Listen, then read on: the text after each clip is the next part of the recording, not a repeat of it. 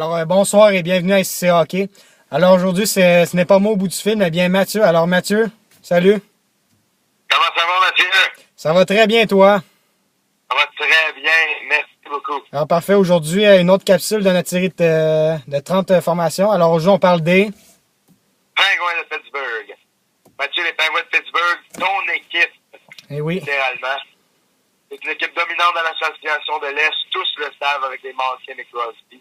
Toutefois, en série d'après-saison, c'est extrêmement difficile. 23, depuis leur Coupe Stanley, ils ont été éliminés 3 fois en première ronde. J'aimerais mentionner qu'ils ont fait les séries à chaque saison et ils ont fait des saisons de 100 points. Donc, Mathieu, on parle d'une excellente formation, mais du côté de la direction, qu'est-ce que tu penses de cette équipe? Ça a beaucoup bougé. La haute direction des Pingouins a congédié l'entraîneur et le directeur général, entraîneur Dan Bazema, le directeur Ray Shero. En remplacement, on a Mike Johnson, je crois. Je suis pas sûr du prénom, désolé. Mike Johnson qui arrive des rangs juniors, je crois, et c'est un entraîneur recru. Honnêtement, je ne sais pas quoi m'attendre de lui, mais on ne sait jamais, ça peut être une surprise.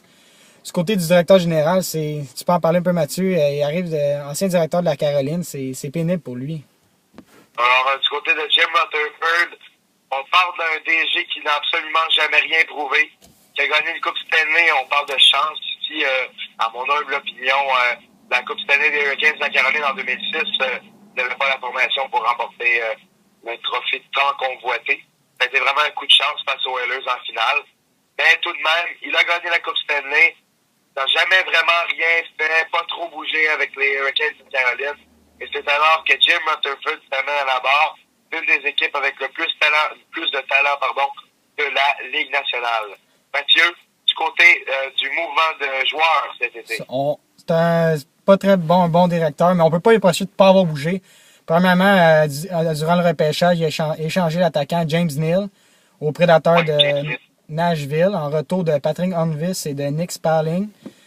Sparling, un attaquant défensif, il va jouer sur le troisième trio. Il peut faire un excellent travail. Ça rajoute de la profondeur aux Pingouins. Du côté de Patrick Onvis, il marque autour de 25 buts avec les Prédateurs. Et je crois avec les Pingouins, surtout entouré comme ça, il pourrait atteindre le plateau des 35 buts. C'est un bon attaquant. Je crois qu'il peut remplacer James Neal, un petit peu moins talentueux. Mais ça reste un excellent attaquant. Il peut bien performer avec Malkin au sein du deuxième trio avec Beau Bennett. Sinon, du côté de la défense, on a signé le défenseur Christian Eroff. Mathieu, tu peux en parler un peu de quel type de joueur il est? Christian Eroff, malheureusement pour lui, sa réputation a descendu dans les 5 dernières saisons. Après avoir connu une très bonne campagne à Vancouver, Eroff s'est fait offrir la banque avec les Sabres de Buffalo. Il a signé un contrat, je ne pourrais pas vous donner les chiffres, malheureusement, je ne les ai pas avec moi. Il a signé un contrat volumineux en argent et en années. Et c'est alors qu'après quelques saisons là-bas, les Sabres de Buffalo ont dit à Eroff, écoute, on te paye trop cher. On a racheté son contrat pour tenter de repartir à Buffalo de repartir avec de nouveaux vétérans sur une nouvelle base. Eroff n'était pas dans les plans de la formation. Toutefois, il s'amène à Pittsburgh avec un contrat de 1 an et 4 millions de dollars par saison en poche. C'est très bien. 4 millions, selon moi, c'est pas un peu cher pour le type de défenseur qu'il a reçu. Il est à caractère offensif. Mais il peut marquer 40 points avec les Pingouins. Il peut faire un bon travail. Il va certainement aider sur l'avantage numérique, bien entendu. Mais tout de même, c'est pas 4 millions de dollars pour ce défenseur-là. Dans les dernières saisons, ça a été très, très, très difficile pour lui.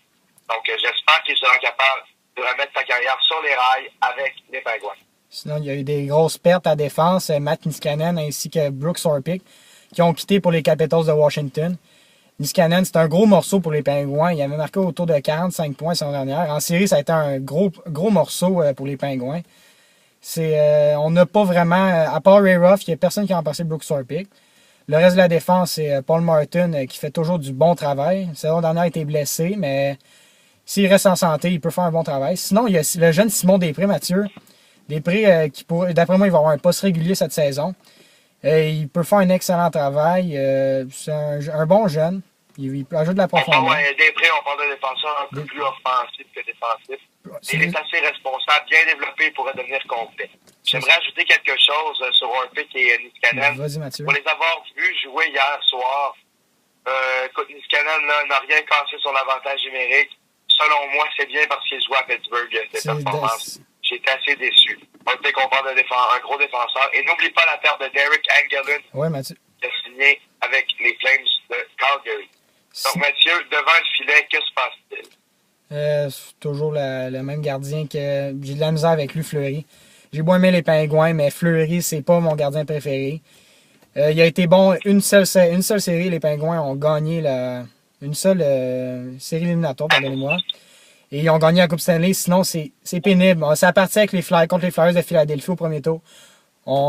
Festival offensive, il y a eu des buts à la tonne. Fleury, sa confiance en soi a été vraiment ébranlée durant cette série. Depuis ce temps-là, c'est pathétique en série. La série dernière, ça a été correct. Il s'est pas écroulé, mais c'est encore difficile. Il commence à se faire vieux, Marc-André, 31 ans, je crois. Il va falloir penser à la relève. Autour de ça, il va falloir penser à la relève pour les Pingouins. Ça va être difficile s'ils ne trouvent pas un remplaçant pour Fleury dans quelques saisons.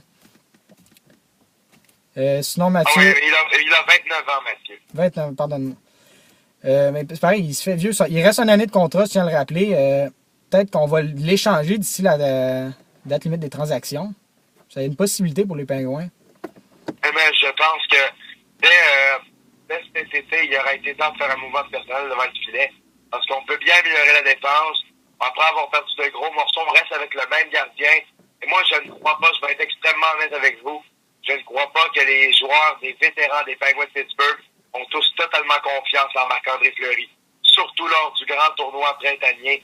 Et Fleury, on parle d'un bon gardien, il a beaucoup de talent, mais sa constance est zéro pile mort, vous me permettez l'expression.